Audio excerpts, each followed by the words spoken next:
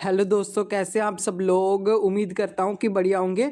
तो आज हम बात करने वाले हैं क्लेमिंग प्रोसेस को लेकर, जो कि इस साल से पीएम ट्रिपल एस की तरफ से चेंज कर दिया गया है। जैसे कि हमें पता है, पहले जो था वो कॉलेज वाले ही सारा प्रोसेस करते थे, उसके बाद जो स्कॉलरशिप थी आपके अकाउंट में क्रेडिट हो जाती थी।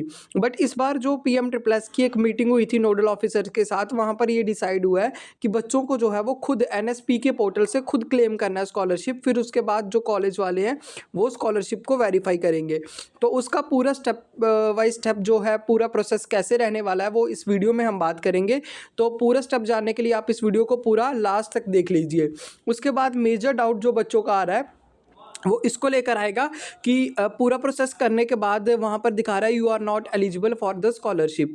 तो ये कोई भी टेक्निकल एरर नहीं है, ये पीएम ट्रिपल एस को आप ग्रीवियांस कर सकते हैं। जिसके रिलेटेड जिन भी बच्चों को ये वो आ रहा है, जिसको भी बच्चों को ये प्रॉब्लम आ रही है, वो ग्रीवियांस कर सकते हैं। इसके अलावा मैं आप बात करूँ तो अगर हम आप एनएसपी के पोर्टल पर भी जाकर देखेंगे तो वहाँ पर पीएम यूएसपी स्कॉलरशिप जब देखेंगे तो वो टिल 15 से वहाँ पर बताया गया है कि स्टार्ट होगी। तो मे बी आज ही से स्टार्ट हो, आज ही आप एलिजिबल हो पाएँ। तो आज आप एक बार ट्राई करके देख लीजिए। सबसे पहला जो स्टेप रहेगा वो है ओटीआर नंबर को जनरेट करना। ओटीआर नंबर को जनरेट करने का जो स्टेप है, होप बहुत सारे बच्चों ने जो है वो पहले से ओटीआर जनरेट कर लिया होगा। सबसे पहले पीडीएफ में जो है वो आपको ओटीआर जनरेट करना ही बताया है, क्योंकि उसके बिना आप एनएसपी के पोर्टल पर लॉगिन नहीं कर पाएंगे। तो सबसे पहले आपको पोर्टल पर क्या कर लेना है, वन टाइम रजिस्ट्रेशन कर लेना है। रजिस्टर्ड कर लो, उसके बाद आपको लॉगिन करना है सीधा, ठीक है। तो जहाँ से आप रजिस्टर, जैसे आपको पता है मैंने ओटीआर पर पूरा वीडियो बनाया था, उसमें आप देख सकते हैं कैसे आपको यहाँ पर लॉगिन कर लेना है, ओटीआर नंबर जनरेट कर लेना है, जो कि मैक्सिमम बच्चों ने अभी तक कर लिया होगा।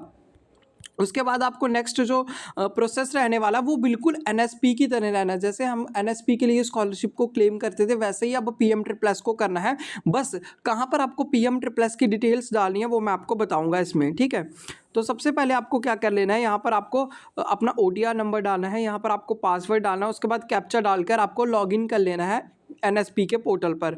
देन आपका जब लॉगिन सक्सेसफुल हो जाएगा तो यहाँ पर आपको एक एप्लीकेशन फ्रेश पर करना है, फ्रेश अप्लाई करना है। अप्लाई फ्रेश करेंगे तो वहाँ पर आपको एक एप्लीकेशन जनरेट करनी है। जैसे यहाँ पर प्रोसीड आएगा, वो कैसे आएगा, जिसके लिए सबसे पहले आपको ऐसी कुछ इंस्ट्रक्शन दिखाएगा। जब आप इंस्ट्रक्शन को खोलेंगे तो यहाँ पर आपको क्या करना है, नीचे आपको 2 बॉक्स दी हैं, सारी इंस्ट्रक्शन पढ़ने के बाद आपको टिक लगा लेनी है।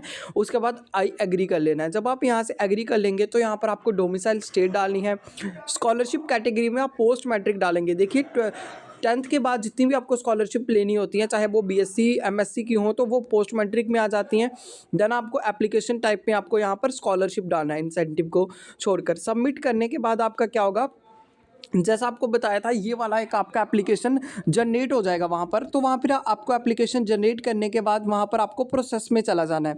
जब आपको प्रोसीड करेंगे यहाँ से, तो आपको नेक्स्ट स्टेप जो है वो आपका आ जाएगा फिल एप्लीकेशन। उसके बाद आपको एप्लीकेशन फिल करनी है, पूरी डिटेल्स जो हैं वो आपको धीरे धीरे फिल करते जाना है। तो वहाँ पर आपको कौन कौन सी डिटेल्स आएंगी, सबसे पहले, ठीक है, सबसे पहले आपको देख लीजिए, यहाँ पर आपको कम्युनिटी अपनी सेलेक्ट कर लेनी है, religion, annual family income select कर लेना है, पेरेंट्स, प्रोफेशन, जो भी आपकी डिटेल्स पूछी जा रही हैं वो सब आपको कर लेनी है, ठीक है। उसके बाद आपको स्टेट, डिस्ट्रिक्ट, ये सब डाल लेना है।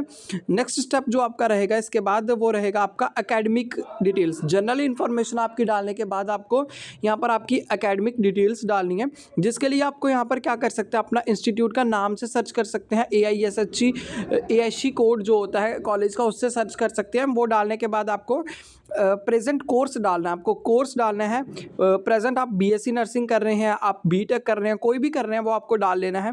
कितने साल का वो कोर्स होगा, कोर्स का डेट, कब आपने स्टार्ट किया था, ज्वाइनिंग रिपोर्ट आपकी कब अपलोड हुई, ठीक है। उसके बाद आपको कोई इनरोलमेंट नंबर आपको मिला है, इनरोलमेंट ईयर लिखना है, रोल नंबर आपको लिखना है कॉलेज का, ठीक है। उसके बाद ये सब चीज़ें आपको लिख लेनी है, हॉस्टल है तो हॉस्टल, ये सब आपने डाल दिया। उसके बाद आपको previous academic details, previous academic detail में आपको क्या डालनी है, प्रीवियस एकेडमिक डिटेल में आपको अपनी पुराने स्कूल की डिटेल्स मतलब पुरानी जो आपने एकेडमिक, तो आपने पुराना भी क्या करा है, जस्ट 12th पास कर आए, तो 12th का आपको डिटेल्स डालनी है यहाँ पर सारी।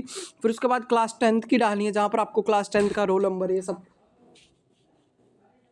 डाल लेना। उसके बाद आपको क्लास 12th की डिटेल्स डालनी है, जैसे कि आपको वो, उसके बाद कॉम्पिटिटिव एग्ज़ाम डिटेल। सबसे मेन ये है कि जब भी आपको पीएम ट्रिपल एस के लिए स्कॉलरशिप के लिए क्लेम करना है और एनएसपी के बीच में क्या डिफरेंस है, मेन डिफरेंस यहीं से क्रिएट होगा। जब आप कॉम्पिटिटिव एग्ज़ाम के लिए डालेंगे तो वहाँ पर आपको शो करेगा PMUSP। तो आपको PMUSP, ठीक है, प्रधानमंत्री उच्चार शिक्षा योजना, जो प्रोत्साहन योजना जो इन्होंने न्यू नाम रखा है, उस पे आपको कर लेना है PMUSP पर।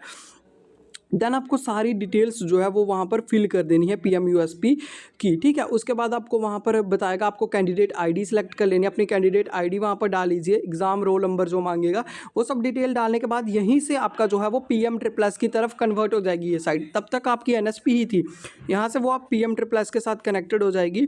उसके बाद आपको क्या डालना है, यहाँ से आप देखिए इंस्टीट्यूट का नाम देख सकते हैं, फिर आपको इंस्टीट्यूट को सिलेक्ट कर लेना है।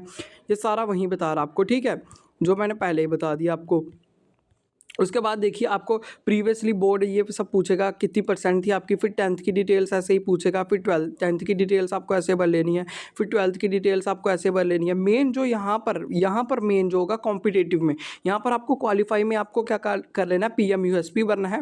एग्ज़ाम कंडक्टेड बाय आपको क्या करना है, जम्मू एंड कश्मीर कर लेना आपको, क्योंकि जम्मू एंड कश्मीर की तरफ से आपको स्कॉलरशिप मिलेगी। एग्ज़ाम रोल नंबर जब आपसे पूछेगा तो वहाँ पर आपको कैंडिडेट आईडी डालना है और एग्ज़ाम ईयर जो है वो आपने इसी साल का डाल देना है। उसके बाद आपकी न्यू डिटेल्स पूछेगा एप्लीकेशन स्पेसिफिक, ठीक है। अगर राशन कार्ड डिटेल्स आती हैं, ये वाली डिटेल्स आती हैं, कुछ डिटेल्स जो हैं हमारी स्कीम के लिए अवेलेबल नहीं होंगी तो वो नहीं आएंगी, अगर होंगी तो ये सब आ जाएंगी, ठीक है। उसके बाद आपको क्या करना है, यहाँ पर मेन है स्पेसिफिक डिटेल्स, और अगर आपके लिए रिक्वायरमेंट नहीं होगी उनकी तो आपको नहीं आएगा। देन आपको क्या कर लेना है, यहाँ से कंटिन्यू कर लेना है। कंटिन्यू करने के बाद क्या होगा, यहाँ पर आपको स्कीम्स आ जाएंगी सारी, जो भी आपकी PMUSP की वो सारी आ जाएंगी। उसके ऊपर आपको कहना पोस्ट मैट्रिक जो भी स्कीम आएगी उसको आपको अप्लाई कर लेना है, टिक कर लेना है। उसके बाद आपका क्या होगा, the scheme selected bye you does not require any specific detail, please proceed. तो प्रोसीड कर लीजिए, नेक्स्ट कर लीजिए। अब यहाँ पर इंपॉर्टेंट लिखा हुआ है, after the final submission of the application from the page. जब आप एक बार एप्लीकेशन फाइनल सबमिट कर देंगे तो आपको कोई भी मौका नहीं मिलेगा उसको फिर से उसमें फर्दर चेंजेस करने के लिए। अगर आपने कुछ भी रॉन्ग एंटर किया होगा तो उसके लिए पूरा आपको विड्रा करना पड़ेगा पहले एप्लीकेशन, और फिर से अप्लाई करना पड़ेगा फ्रेश के लिए। तो ये फाइनल सबमिशन के बाद आप नहीं चेंज कर पाएंगे, इसलिए अच्छे से ध्यान से कीजिए। उसके बाद आपसे क्या मांगेगा, इनकम सर्टिफिकेट जो कि आपका इशू हुआ था आपके तहसीलदार वगैरह के तरफ से, तो वो एक आपको डाल देना है यहाँ पर। उसके बाद जो भी आपके पापा अगर कहीं पर BD वर्कर है, माइन वर्कर है, काइन वर्कर है, तो उनके लिए जो है यहाँ पर एक सर्टिफिकेट लेबर वाला डालना पड़ता है। उसके अलावा आपको कुछ भी यहाँ पर नहीं डालना है। ये सब करने के बाद जब आपकी general information, academic details, application specific scheme available, scheme सारी डिटेल्स आपने भर दी, उसके बाद आपको क्या कर लेना है, यहाँ पर आपका क्या हो जाएगा, students need to, final submission के बाद आपको वहीं अवेलेबल नहीं होगा, आपको फिर से वो करना। उसके बाद देखिए फिर बोला are you sure to submit your application, ठीक है। उसके बाद अगर आपको फाइनल मॉडिफिकेशन नहीं होगी सबमिशन के बाद, इसलिए आपको पहले ही देख लेना। ये सब करने के बाद यहाँ पर आएगा योर एप्लीकेशन जो है वो सबमिट हो जाएगी। उसके बाद यहाँ पर एक एप्लीकेशन स्टेटस जनरेट हो जाएगा, जिसमें जाकर आप अपने एप्लीकेशन का स्टेटस देखते रहेंगे कि हमारी स्कॉलरशिप का प्रोसेस जो है वो कहाँ से कहाँ पर पहुँचा है, ठीक है। ये सब करने के बाद जो है वो आपका एप्लीकेशन पूरा जनरेट हो जाएगा। फिर कॉलेज वाले जो हैं इस एप्लीकेशन को वेरीफाई करेंगे, फिर जैसा आगे PM ट्रिपल एस की तरफ से न्यू नोटिस आएगा उसमें आप देख सकते हैं। अब अगर आपको यहाँ पर दिख जाएगा माई एप्लीकेशन, पर वहाँ पर जाकर आप अपना एप्लीकेशन का स्टेटस देख सकते हैं। अगर किसी की गलती हो जाए तो फिर विड्रॉन एप्लीकेशन, विड्रा कैसे करते हैं उसका प्रोसेस है, वो हमें ज़रूरत नहीं है। तो सबसे पहले आपको यही करना है, मेन जो आपका काम था वो यही एप्लीकेशन पर आपको जनरेट करना है। ये सब जनरेट करने के बाद क्या हो जाएगा, आपका वेरिफिकेशन हो जाएगा कॉलेज की तरफ से, और जिन भी बच्चों को अभी भी वो दिखाएगा you are not no eligible, तो समझ लीजिए फिर AICT की तरफ से ही है। फिर आप AICT को ही बार बार ग्रीवियंस कीजिए ताकि वो इस को सॉर्ट आउट करें जल्दी से जल्दी, सो डैट आप अपनी स्कॉलरशिप के लिए अप्लाई कर पाएँ।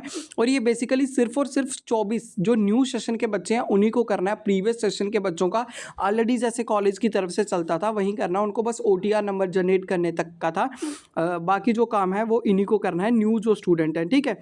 इसमें आपको क्या कर लेना है, एप्लीकेशन सबमिट कर लिया आपने, ठीक है। उसके बाद आपका जब पूरा एप्लीकेशन सबमिट हो जाएगा तो उसके बाद आपका कुछ भी प्रोसेस नहीं बचता है, ठीक है। तो होप आपको इस वीडियो में सारा आपको समझ आ गया होगा कि कैसे आपने क्लेम करना है स्कॉलरशिप के लिए, कैसे अप्लाई करना है पीएम ट्रिपल एस से, कि मेन जो होगा वो आपके कॉम्पिटेटिव एग्जाम, पूरा आपका एनएसपी का ही रजिस्टर्ड होगा, बस आपको कॉम्पिटेटिव एग्जाम में पीएम ट्रिपल एस भरना है, तभी आप पीएम ट्रिपल एस से कनेक्टेड हो पाएंगे। अदरवाइज आपका एनएसपी पर अगर स्कॉलरशिप क्लेम हो गया तो फिर आप पीएम ट्रिपल एस से रिजेक्टेड हो जाएंगे, इसलिए आपको वहाँ पर पीएम ट्रिपल एस डालना है।